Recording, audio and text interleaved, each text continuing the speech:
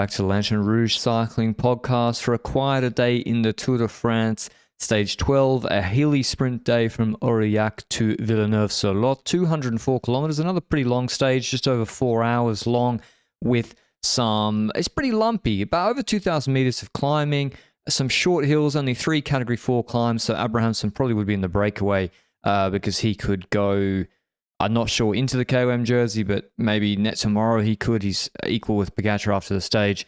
And so the question was, who's going to pace? Because I realized, actually, Lotto might not pace for Dali. Intermarché will not pace for Bini because they are not... Alpecin need the points for the green jersey competition. So Intermarché, actually, before the stage, Bini said, we're happy for a break of 10 or 15 guys to win the stage. We'd like the stage win, but we're not going to work for it. Alpecin need the points. So that meant only one team was going to control probably 1.5 teams, which meant more chance of the breakaway, Benji. But yeah, the break formation was pretty aggressive because of that green jersey battle really livened it up at the start. Exactly, and it's quite interesting because I feel like Intermarché's tactics for this green jersey classification have been good. We've seen them use Thijssen as the sweeper on the wheel of Biniam. We've seen them try and get Goossens in the breakaway to take away points so that the maximum damage that Biniam can take is lower from Phillips. And they've really manufactured these strategies in every possible way. And today, trying to let the breakaway win, or at least making it much harder for Alpecin at the start, is a perfect strategy as well. So congrats to Intermarché for applying good shit when it comes to strategies, in my personal opinion. And in that breakaway formation, you're right, that made it more interesting because Intermarché was not only okay with having a break of 10, they were actively trying to make it happen. They were initiating, jumping into moves. Even Louis Mankies was jumping into moves. So it was pretty great to see. And because they were so active, Alpecin had to do so much work in this breakaway formation. And I was honestly thinking, okay, even if Intermarché does not achieve a large breakaway that takes the stage, Alpecin is spending so much energy and so much of their riders that might need to help Philipsen later on in the stage, that it actually benefits Intermarché whichever way the dice goes, right? Yeah, exactly. Because if they don't have the Ricard Reis Van der Poel like smash lead out combo, then probably it's a fair fight. And actually, when it's been like a one-on-one sprint, Benny's been the best at surprisingly finding the right timing, the right wheels. So yeah, Philipsen only won so far this tour when he got that really like that nuclear lead out. Not that he hasn't been fast, but it really does even it up with Alpecin after work. So that's a big thing I didn't really consider, is the early lead advantage of being in the green jersey is that you get to keep your lead out fresh. And I was surprised, and French Twitter was also kind of going off about this, and I agree with them, that like, why is Groupama getting 2 in the break and other teams aren't going in? Yeah. Like, where is, I don't know, Bahrain, they're all sick, but Cofidis, like, really, they're going for another top 10 with Coquard or something. Like, get Zangler in the break.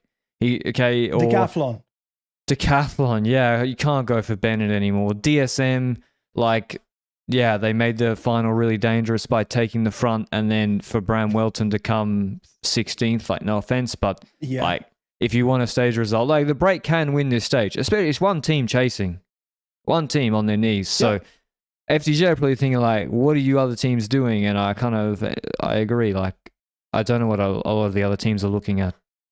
During this break formation, we have, like you mentioned, Welton was eventually the sprinter for DSM because Jacobsen dropped in early breakaway formation together with Theo Bilbao a bit later. I think Jacobsen definitely abandoned. With Bilbao, I'm not 100% sure, but I think he abandoned as well from the race. He abandoned. There was some rumors about illness within the team of Bahrain, but when it comes to Jacobsen, I don't know whether it's formal or whether it's illness on his part. But yeah, if you can't get to a sprint, you can't sprint. And if you can't get to it within the time limit, then there's no real point in continuing anyway. So he was likely going to go out of time regardless from the position he was in by dropping that early. But the breakaway formation happened because of an incident in the race, is how I see it. Because after we have loads of breakaways trying to get away, etc., but like you said, limited teams, it was interesting. It took until a crash happening, in my personal opinion, for that breakaway really to get the gap that was that you're looking for. Because Abrahamsen, Madouas, Pacher, and Turgi get a gap, and at that same moment, we've got a crash in the peloton that I wouldn't say crashed half the peloton, but halted a lot of the riders in the peloton, which I think led to that breakaway being more lenient to be the eventual breakaway, because then some teams might be like, okay, one of my riders was involved there, and they might be looking for that rider, etc. And Pogacar was halted there. I don't think he actually crashed, but he had some kind of mechanical as a consequence of maybe stopping and hitting another rider with his bike, etc. That's my theory. Ricard was one of the biggest victims, and we just spoke about Alpecin spending a lot of energy in the breakaway formation to also lose Ricard due to a crash here, or at least him getting hindered by the crash. That's not a good sign for Alpecin when it comes to this stage in the sprint, and when it comes to future stages sprints as well. But hey, that crash happened. We've got a breakaway now. The gap goes up to, let's say, roughly 3 minutes. They were in control, and Alpecin was controlling, but Alpecin wasn't looking too fantastic anymore. And then I'm like, will another team start helping Alpecin? Our theory is always, you should try and fully empty Alpecin before doing that to make sure they don't have the lead out. But Movistar starts helping. Like, Los putos Movistar. puntos. It's the UCI points for Gaviria. Oh, come on, yeah. Poor Nelson Oliveira, he's going to be in the break on stage 18 with Christophe Laporte, Wout van Aert, Van der Poel, and Bini. And he's going to ride. And he'll ride, and it's like, you could go in the break today. I don't know if he jumped or not, probably not, but like, I think Nelson Oliveira from today's break's a better chance. Yeah, they're going for the points. I mean, again, it's unnecessary because the break is on such a short leash, and also the GC teams are going to start pacing in the final 25Ks as well, like they've done. There's no need to help Alpecin when they've got this break pegged at 1 minute 30 with 60Ks to go. Especially when Movistar is helping so early, because I swear it was with like 100 kilometers to go that they started helping. If you do want to help because you want to secure those UCI points, wait longer in the race. Wait until 40 kilometers to go, 30 kilometers to go, 20 to go, when it goes the wrong way. But it wasn't going the wrong way yet, in my opinion. You really want to empty Alpecin before you do that. But anyway, that part aside, we're getting to the intermediate sprint, and like we said, 4 hours in the breakaway, I think that's about 13 points left, maybe, or 13 or 11 points left for the peloton. I think it's 11 actually. And we've got an Intermarché lead out, 3 riders in front of Binyam. They do a perfect lead out. Binyam launches from the wheel, Philipsen in the wheel, and to me it felt like Philipsen didn't even try to pass Binyam. He was just looking at the rider behind him. I was like, oh, do I need to sprint to stay ahead of that rider? And he didn't really have to. So Binyam wins that 11 points, then 10 for Philipsen, and I think 9 for whoever the riders was behind that. So only a 1 point gain, but it's the wrong way for Philipsen. It's Binyam taking an extra point, and I think Binyam will be happy with that intermediate sprint. And we've still got a sprint to come. So maybe Philipsen during that sprint was thinking, okay, let's not waste my energy at this intermediate sprint. I want to have the stage win because that gives more points. It looked like he chose not to go all out at the intermediate sprint, but hey, we'll see later on. I think he wasn't beating him because it was uphill, Yeah. and the Intermarché lead out was really, really strong. And this is again, Yeah. you see that they've had to do nothing since the break formed. And then Philipsen's got no lead out. I mean, he's on Binny's wheel getting the same lead out, but it's been really... this is so much better, this green jersey battle, than when Sagan had like a 200-point lead and no one even contested the IS in the mid-teens. Like, how could we have podcasted in that era, Benji? Froome and Sagan, 2 jerseys being decided from day 7. Probably I will start doing consultancy work for Movistar.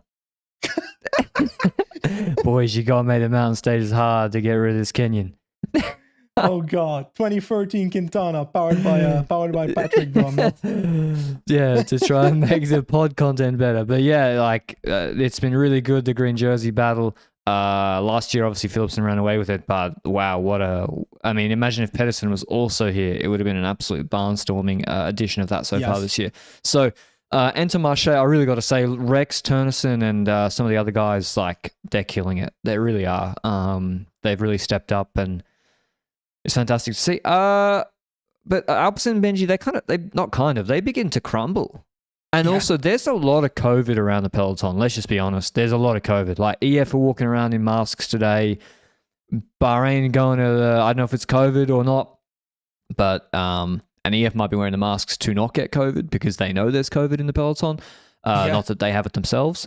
Bahrain are going to the start in different cars. They got riders like Bilbao just getting dropped with sprinters. Moritz doesn't look himself right yesterday. Probably shouldn't have finished that stage, frankly. Yeah. There's a lot of it about. So, not saying Alp doesn't have it, but it's a tired, ragged peloton. There's sickness about, and today we're back to 33 degrees, 35 degrees on some hot tarmac in the middle of France too. And we see that specific scenario of Alpecin struggling in Cor Andersen and Ricard in the last, we're now entering the last phase in the race. The breakaway has been caught, and I'm looking at the race center, the Tour de France race center, and I see there's a group at 21 minutes with 20 kilometers to go, and it's Fedorov, Cor Andersen, and Ricard. Ricard crashed, so it's understandable that he's struggling. Cor Andersen, I feel like it's because he emptied himself in the break formation and not necessarily because of a crash somewhere. Fedorov, I don't know what's up. Morkov abandoned yesterday, so I'm guessing Fedorov might also be having illness issues alike. Those guys are on 21 minutes with 20k to go, and the time limit's around 25 to 27 minutes, so I'm starting to get worried from that point onwards. I actually haven't checked yet. I'm hoping Luke will confirm whether Cor Andersen and Ricard came in time, because it's going to be a close one, because then I looked 2 kilometers later and they were 23 minutes behind. So if you're going to lose 2 minutes per 2 kilometers, you ain't going to make it at that point. So let's hope they did, but I'm not sure. But we're entering the last 15 kilometers now.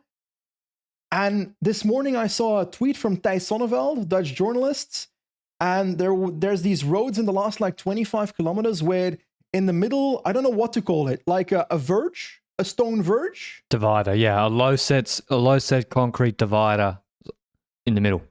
That's a very nice vocabulary, my friend. My dad was a civil engineer. Okay, that explains He built the Brisbane Gateway Overpass.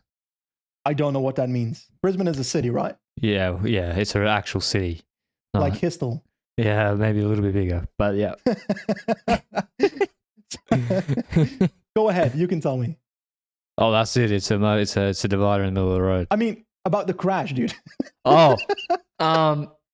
Zonnevel pointed out before the stage, saying they come through a village and they hit this at 70 k's an hour. This is not acceptable, and it should be signposted. And even if it is signposted, it's really dangerous in a sprint. And there was a crash because Lutsenko is on the. We basically see, and it's been like this the whole time. Kwiatkowski also got all the guys lined up. We should say the breakaway's been caught, by the way. We said that? Yep. Breakaway's been caught. But I don't know where it is to go. The GC teams are just sort of being nervous. Got Visma on the left, Bubble, then Movistar, Bahrain, don't know why.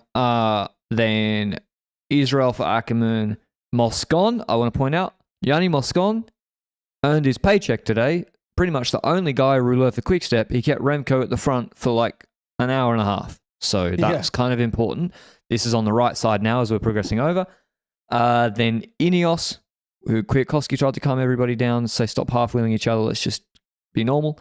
And then UAE got the right side of the road. They got their bubble. So basically Lutsenko's on the left side, middle. About P10. If I did I really one day in the off-season want to do a hotspot analysis of where crashes begin and where high-speed crashes occur that you cannot avoid. My gut sense this is one of them. It's like P10 middle, because he hits the divider by completely bucks.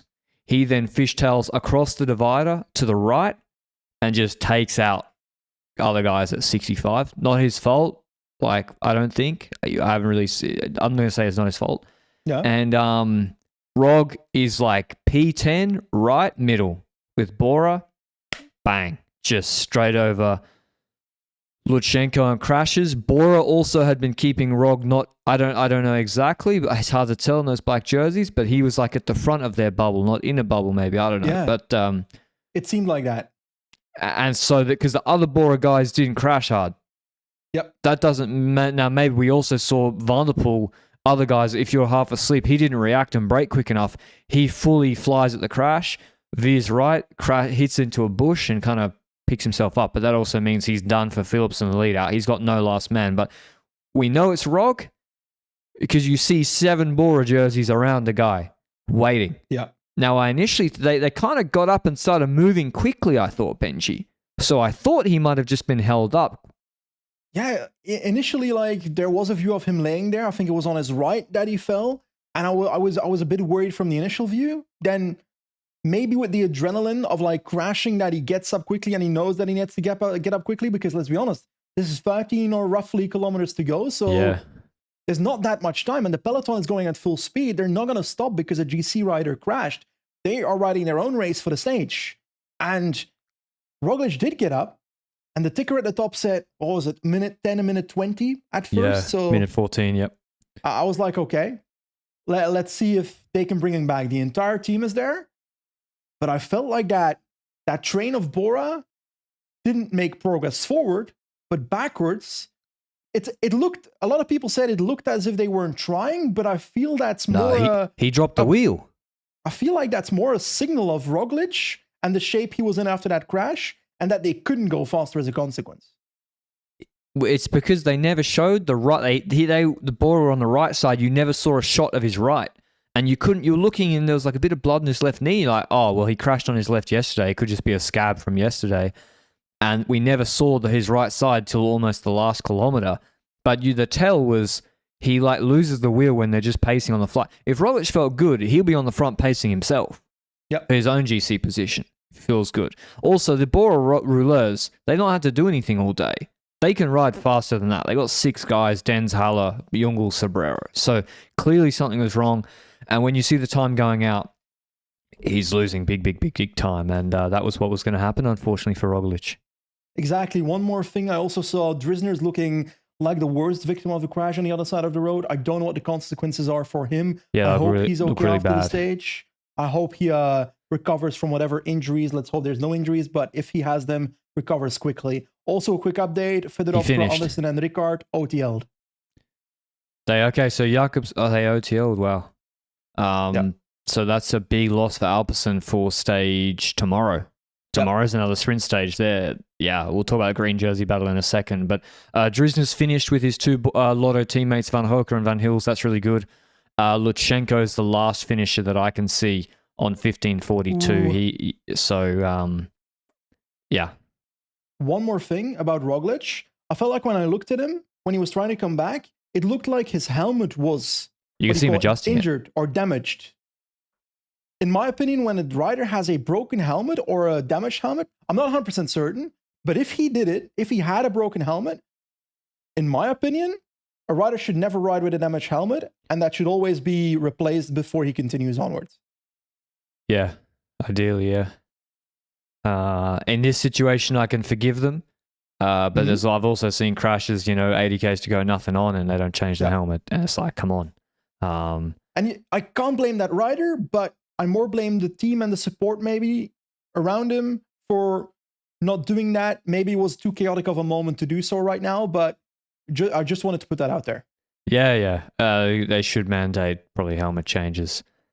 But yeah, that's Rog GC. He's going to lose. He loses 2 minutes 30, and looks like all she wrote for podium. I'm not saying that he couldn't make that time up on a Remco, but he's also just crashed at 60 kph. So the combination of the two of them means that that's probably his podium bid is over, I would say. Although Primoz Roglic never counted him out, but it did not look very good at all. At least he has a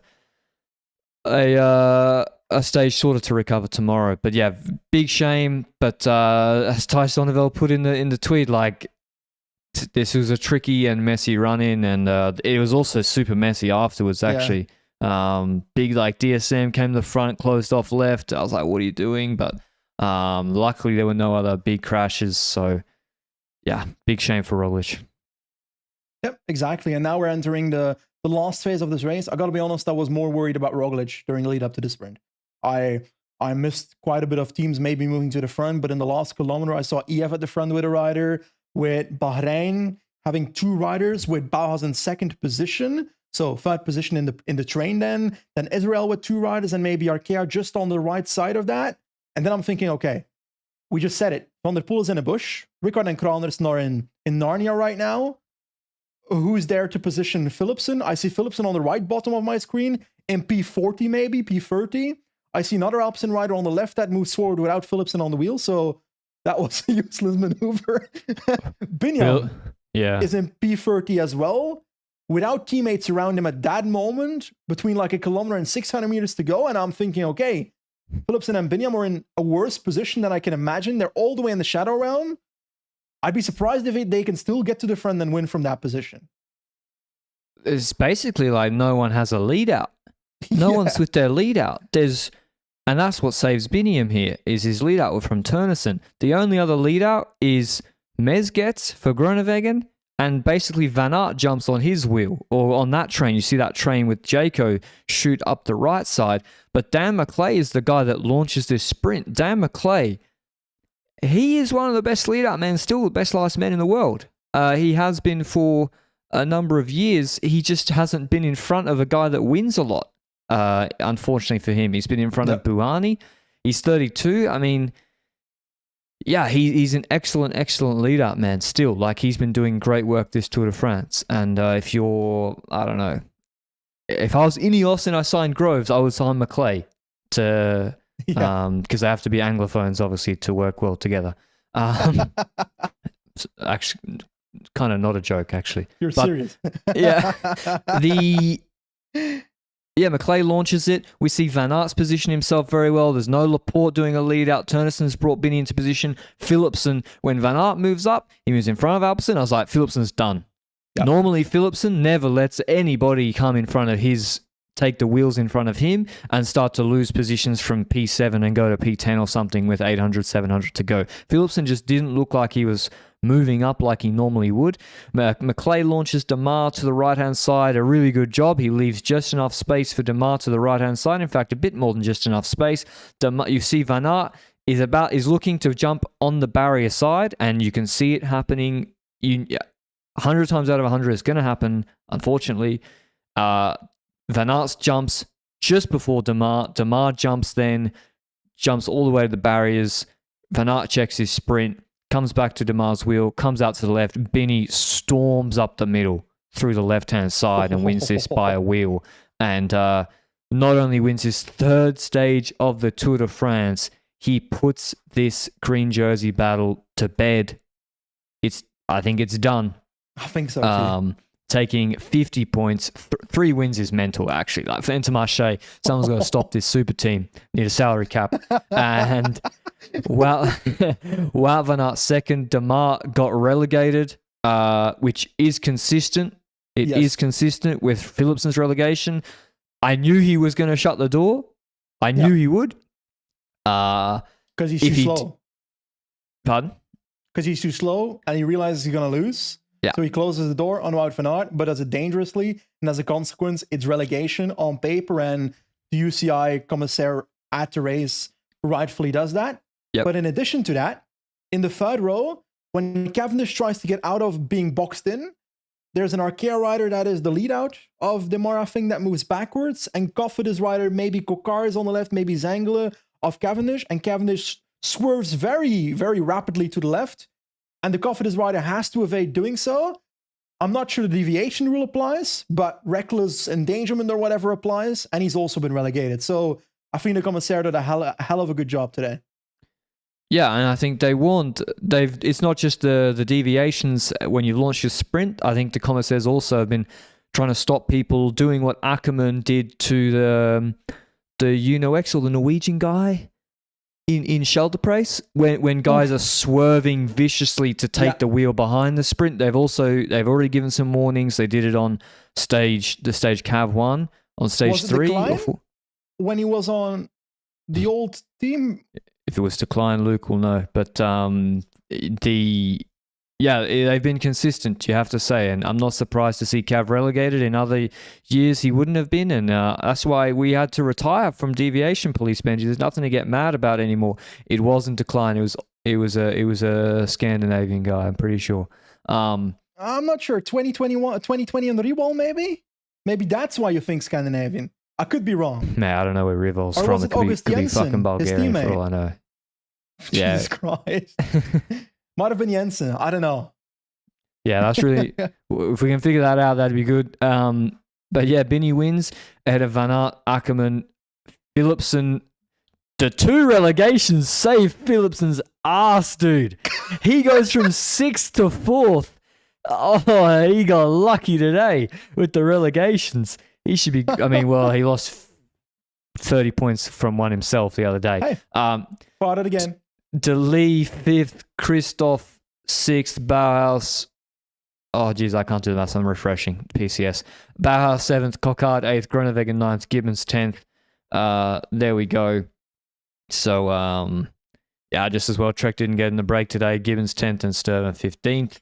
And with the relegations in mind, Gaviria moves up 2 spots and is still 1 spot too low to get UCI points today. Yeah, it's a thought that counts.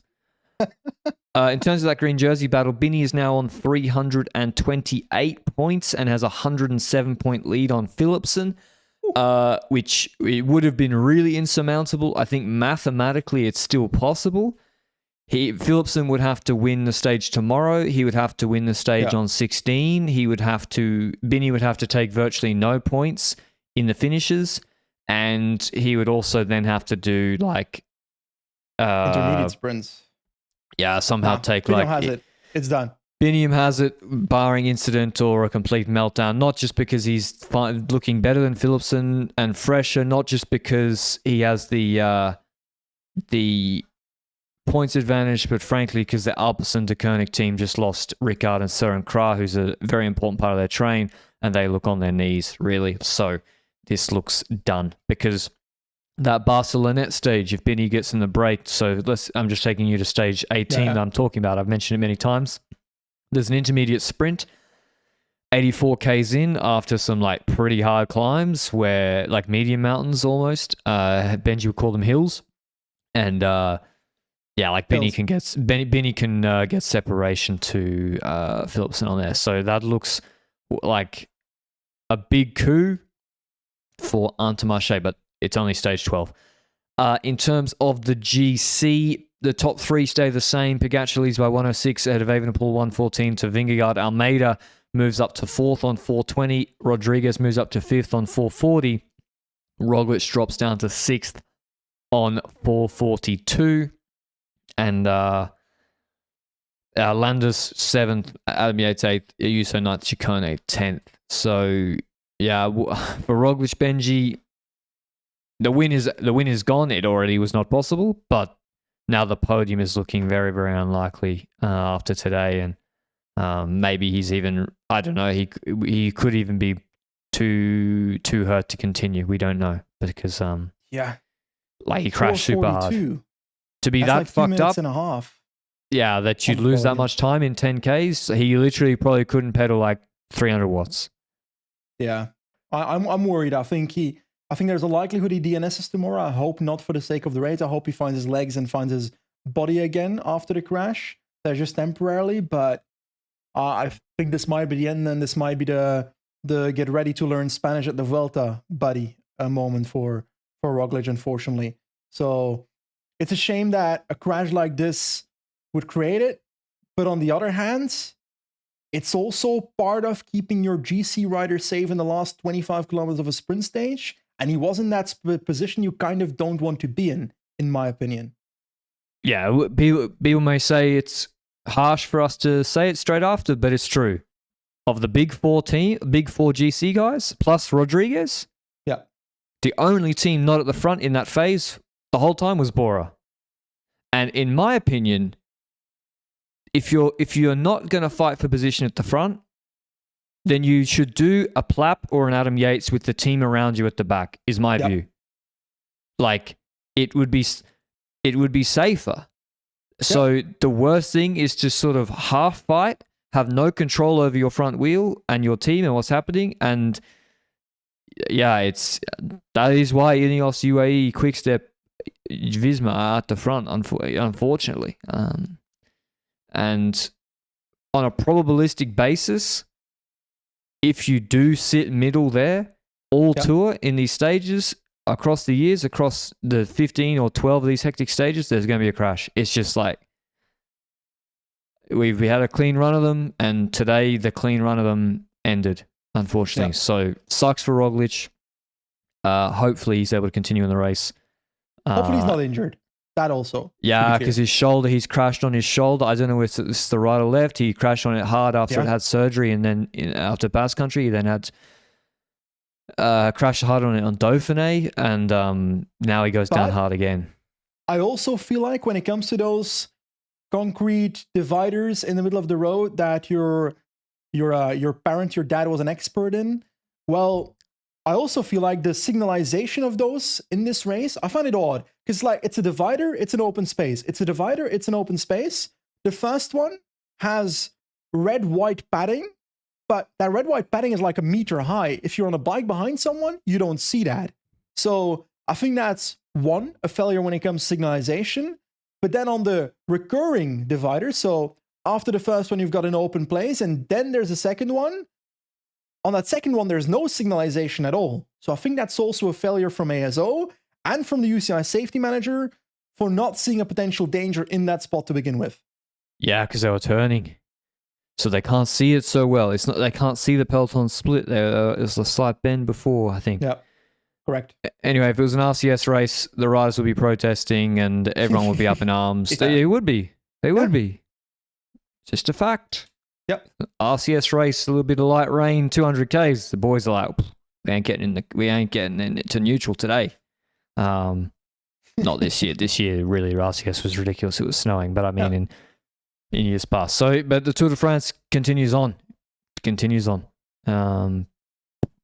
What do you think about the sprint? I guess, to be honest, I was surprised to see Van Aert contesting it after crashing yesterday. He'll be a bit frustrated. Good to see, though. Good to see. I think he'll be frustrated he got shot, but to be honest, it was a 100% chance he was going to have the door closed on him. But in my opinion, it doesn't matter that it's a 100% chance that the door gets closed on him.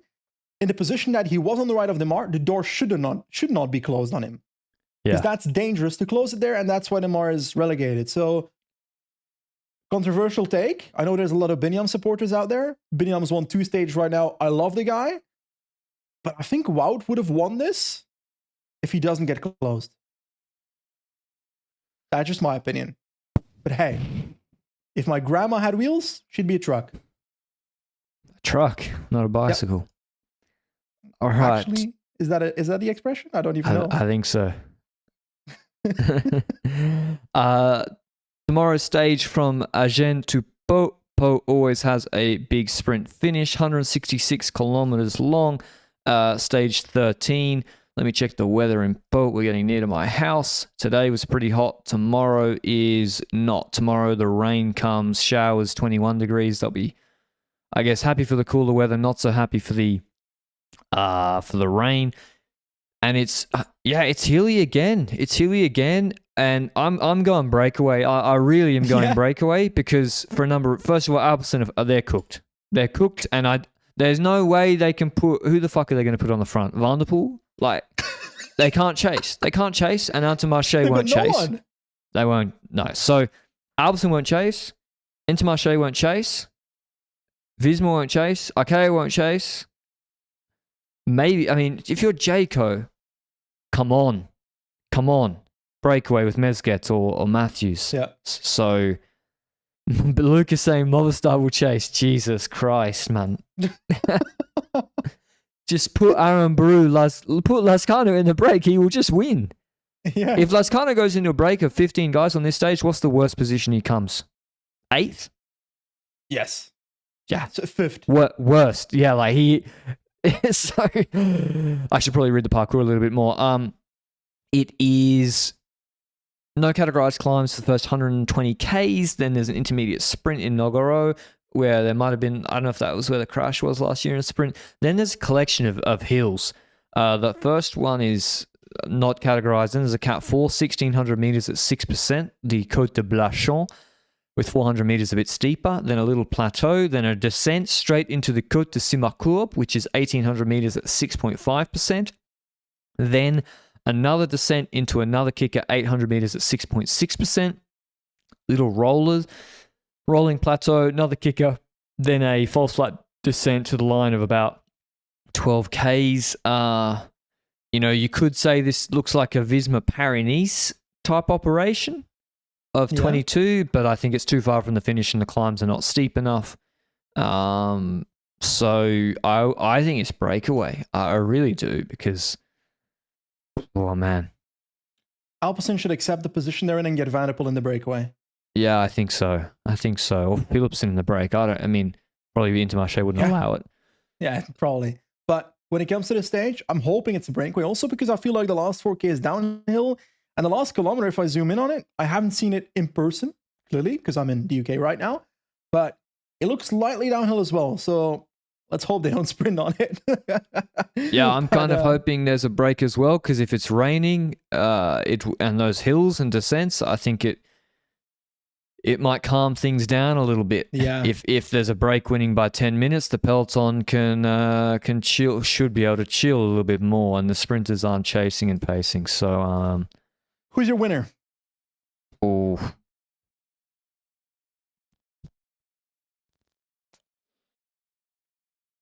I don't know, actually. I can't pick Healy because it's a flat finish.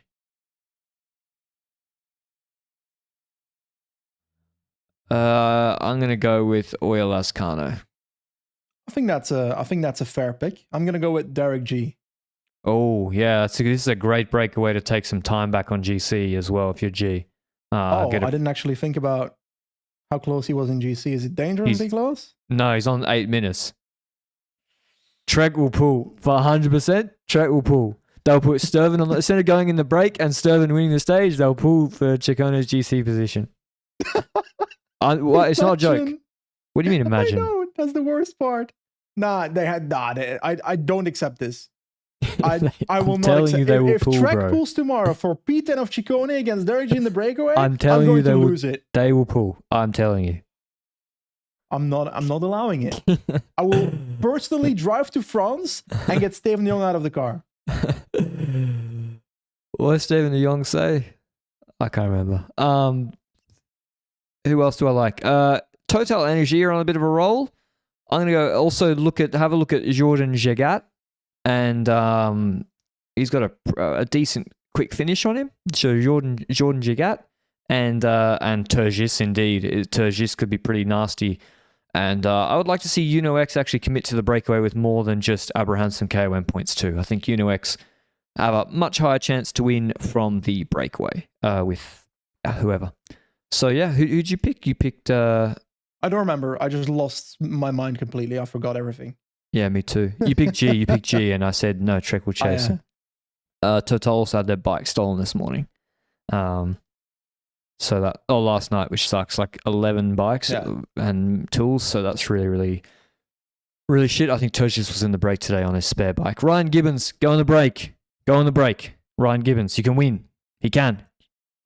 Go on the break. Yeah.